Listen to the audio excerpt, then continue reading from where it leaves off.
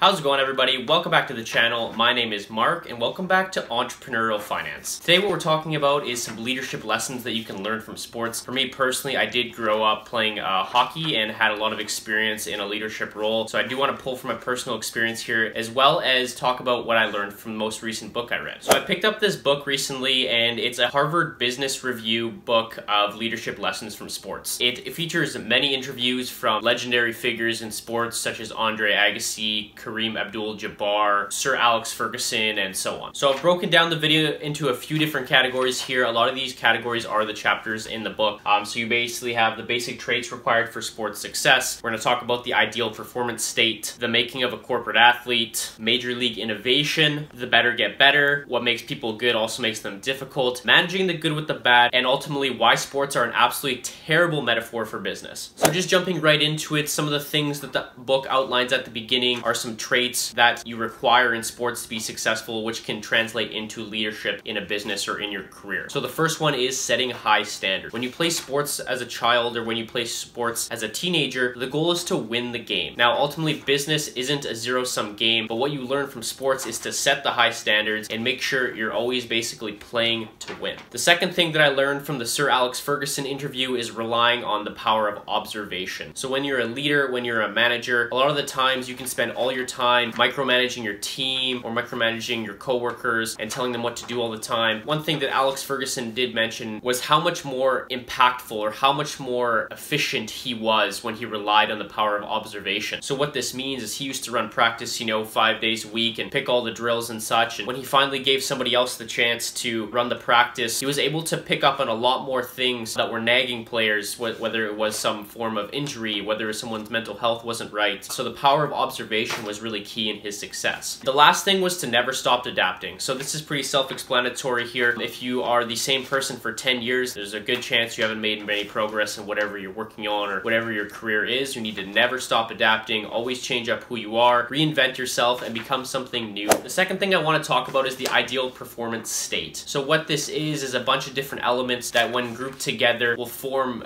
your peak performance or will help you to determine how to get to your peak performance. So there's 4 different elements. The first building block is your physical capacity, and what that is your endurance as well as your mental and emotional recovery. And that's, when you look at this pyramid, that's the base of the pyramid. So pretty much the most important part to your success is your physical capacity, or at least it helps you build on the other elements within the pyramid. The second building block is your emotional capacity, and what that is your internal climate that drives the ideal performance state. Most people use their emotions as a way to drive their performance, or either positively or negatively. There's been a ton of different sports research that shows actually your peak performance is when your emotions are neutral and you're able to control them. The third building block is your mental capacity, and this is the synchronization of both your physical and your emotional capacity. It's your ability and your capacity to focus on your current task and put all of your physical and your emotional capacity into one task. Now, the top of the pyramid is probably the most difficult part or to achieve, and that's your spiritual capacity. Spiritual capacity is where your motivation is sourced from. Okay, so how this translates to business is, let's say you're an up-and-coming entrepreneur and you've been working, for years and you haven't been able to make your company profitable. Now, your peak spiritual capacity will help you source motivation at all times. Waking up at 5 in the morning to go for a workout, waking up at 6 in the morning to start research for a client meeting. They go hand in hand. Your spiritual capacity is your source of motivation and ultimately the last piece of the puzzle to put it all together. Putting it all together, that is your ideal performance state, and when you can synchronize all those aspects into one, that's when you will achieve your peak capacity. The next topic is going to be the making of a corporate athlete. So we talked about the ideal performance state and how you can achieve peak performance. Now what we're going to talk about is how some of these skill sets that you learn in sports translate to business. So the first thing is that leadership requires confidence. Now, when you're playing sports, whether you're the captain of the team, whether you're a fourth line plug on a hockey team, just kidding, cut that out. Whether you're reserve on your soccer team, whether you're in the minor leagues, leadership requires confidence, and confidence is built through success. Success ultimately breeds more success, which is, I don't know, how can I even say that? Another thing you can learn from sports is that confrontations don't always mean putting people down, okay? So when you confront people on a sports team, you don't necessarily need to rip into them every time. And actually, there's been a lot of research done by psychologists that actually indicate that confrontations or negative feedback actually isn't positive for anybody, and nobody reacts well to negative feedback. There's a difference between negative feedback and constructive criticism. Negative feedback is just constantly putting people down. So one thing that the book does teach you is that positive feedback conquers all. Negative feedback actually does no one any good. The last point of this section is picking the right people. I read a quote from Ray Dalio where he talked. I read a quote from Ray Dalio where he talked about when he was early on in his business building, picking the right people is probably the single most important decision you can make in regards to building a business. The book refers to Bill Parcells and how he built his NFL teams when he was an NFL coach. What he had looked for is the right mentality from his players, okay? He wasn't looking for the biggest, baddest, strongest guys. He was looking for people who wanted to win by all means. And that's how he built his teams and ultimately won Super Bowls. His most important attribute that he looked for when recruiting players was their mentality. Did they want to win? And what were they willing to do to win? And he believed that picking the right people, and as it relates back to my point, picking the right people, absolutely crucial to being successful in sports as well as business. Next section is kind of short, Major League Innovation. So there was a couple short stories about how MLB scouts used to look at minor league players. So a lot of the times the scouts just looked for physical attributes in players in the minors. They felt that the teams weren't built the same way as they were in the pros. And essentially if a team had lost 9-2, but they had, you know, this freak of an athlete at pitcher, you basically looked for physical attributes that would make him successful at the next level. So what that proved, or what they proved in this section, was that essentially that was completely wrong, and what you need to look for is proven winners. Finding the right key performance indicators, or KPIs for short, are going to be different in all fields. The lesson learned from this chapter is that you really need to make sure you're picking the right KPIs in terms of evaluating performance. Just because you have a freak of an athlete doesn't mean he's going to be successful at the next level. You need to look at those people that are willing to do whatever it takes to win. Where they're going to be 2-3 years down the road. Which minor league pitcher is going to have a better career? One that's on a team that's losing 9-2 frequently but is a freak of an athlete, or an average pitcher who is on a winning team? The surprising answer is the average pitcher on a winning team, because he's been built up through a winning culture and he ultimately wants to win more than that freak of an athlete on the crappy team. Next section is the better get better. So again, kind of a self-explanatory section here. The examples that they use in the book are in relation to the 4-minute mile. Back in history, scientists and, you know, athletes in general didn't believe anybody would ever be able to run a 4-minute mile. But as the human race evolved, people continued to train and made it their end goal to ultimately achieve this 4-minute mile. One thing you need to enjoy is pressure situations build winners. And in order to be successful in these pressure situations, you have to have something which is known as mental toughness. One of the quotes that really resonated with me in the book is, "I never made any sacrifices, I made choices." Now what that means is, you know, when you look at successful athletes, you look at successful artists, you look at successful CEOs, a lot of people view them and say, well, they had to sacrifice their social life in order to be successful. Oh, well, they had to sacrifice, you know, their personal life in order to be successful. A lot of people within this book, a lot of the people that they studied in this book talk about, these aren't sacrifices, these are choices you're making. You know, you want to be remembered in history as the greatest basketball player of all time. You want to be remembered as, you know, the greatest Olympic diver of all time. That's your choice, okay? And in order to get there, there's certain things you need to do to train, you know, on a frequent basis, and there's things that you're going to have to give up ultimately. But to them, to the successful people, this isn't viewed as giving up parts of your life. This is viewed as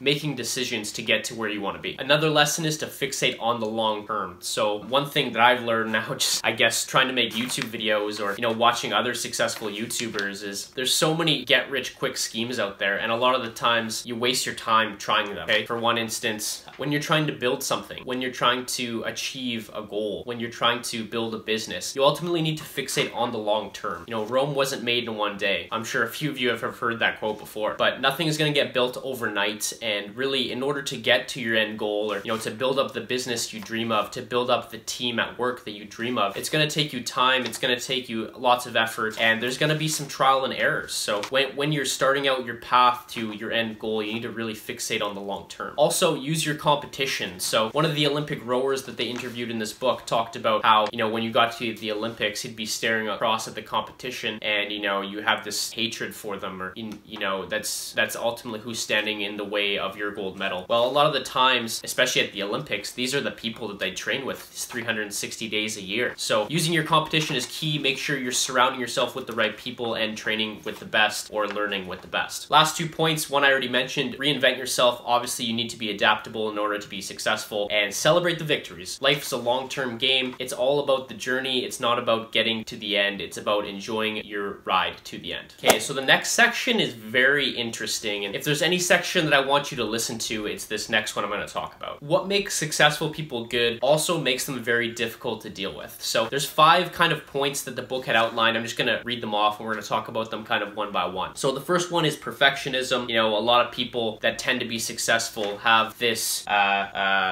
perfectionism about them. They're not able to let go of specific projects, or, they're not able to take a day off training, and, they need to be perfect. There's no days off, and that can be kind of, unsettling for some people. There's such things as a work-life balance, and, people have problems with mental health, and, a lot of these successful people often are perfectionists, and that's kind of unsettling for some people. The second attribute is paranoia. Okay, so this kind of relates to perfectionism as well. One thing that kind of comes to my mind is anybody who's seen the movie about Steve Jobs, and he's in the boardroom with all his executives and all his engineers, and they're talking about, or he's asking for them to create different fonts within Word so that you can type in different fonts. And a lot of the engineers, a lot of the executives aren't kind of understanding what's the purpose of this. As long as you can write, who cares what the writing looks like? And he ultimately ends up firing one of his executives in the movie for opposing his views on this. So his paranoia to be perfect, if you will, is very difficult to deal with. The third attribute is tenacity. Now, tenacity, you might think that's not necessarily a bad attribute. It means you're very persistent. It means you're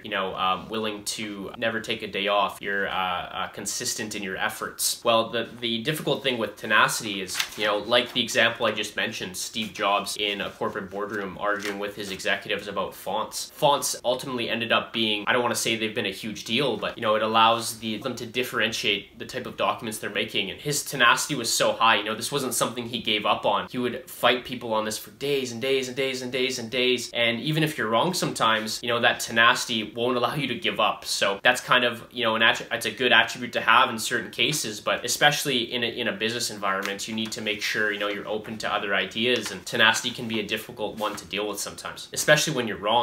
That's, I think, why they mention tenacity is, if you're in an argument with someone and you're wrong and you're wrong, but you won't give up the argument, that's a terrible attribute to have, and it makes it difficult for you to be around other people. Self-confidence is the fourth one, and how this kind of plays into things is kind of just how I had mentioned tenacity in arguments. If you have such a belief of yourself that you could never be wrong, that might put some people off, and it's kind of difficult for people to deal with you that way. I don't know if there's other people that have similar experiences, but coming into the workforce as a young adult, just coming out of university or just coming out of college or high school, whatever your situation is, you have a lot of self-belief that you can make changes with the company that you're joining, or the business that you're starting. And when you have this much self-confidence without any real experience, it tends to rub people the wrong way if you're not careful. The fifth one is that high performers are often restless. So I've personally had some issues with this myself. I'm not saying that I'm a high performer or anything, but you can tell, when you're an entrepreneur, or if you're someone that gets high grades in school, a lot of these people are linked to insomnia, or not, the inability to sleep because they can't turn off their brain at night. So just another characteristic that's kind of difficult to deal with. You're an entrepreneur, you're working 80 hours a week, maybe forcing your employees to work outrageous hours as well. And that brings me to the sixth point, which is impatience. So a lot of the times you're restless, you're grumpy, and you're impatient with others around you. So you might be working 8 hours a week attempting to create something, and if other people in your company aren't working as hard as you, or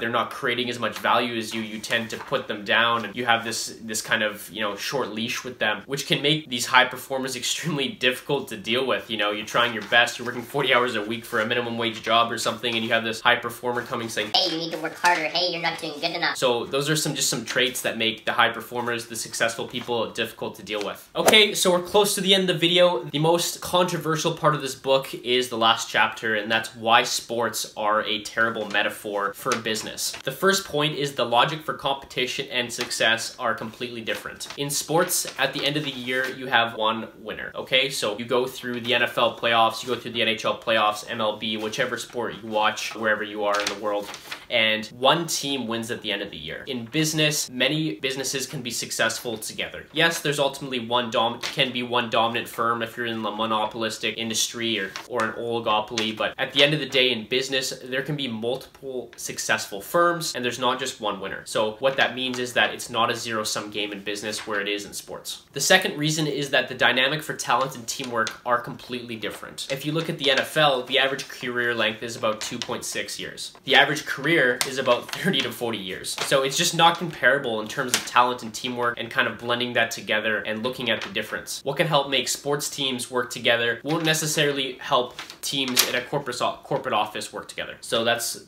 pretty much the main point there. Third reason is that the creation of economic value is completely different, okay? To run a successful sports franchise, what do you need to do? You need to be successful. You need to be winning. You need to be constantly making the playoffs. In business, that's not necessarily true. You need to create a connection with your consumer. You need to make sure that your product is valuable. It makes someone's life easier, something along those lines. And also, executives are extremely unpopular in sports. They're always seen as that old person who's just trying to get rich, you know? One example on this might be the NFL currently and how they're trying to extend the length of the regular season as well as the playoffs. Well, again, this is an extremely violent sport where a lot of people get hurt. So why would the player want to do that? It's just, again, ultimately a scheme for the owners to get richer, and they're already in the top 1% of earners in the world. Executives in business, it's a little bit different. In order to work yourself up to that level in a firm, you generally have to be pretty popular. A lot of people need to like you. You need to have a lot of charisma. You need to know what you're talking about. You need to know your technical information about the business. You need to be able to speak well in crowds. You need to be a terrific motivator. So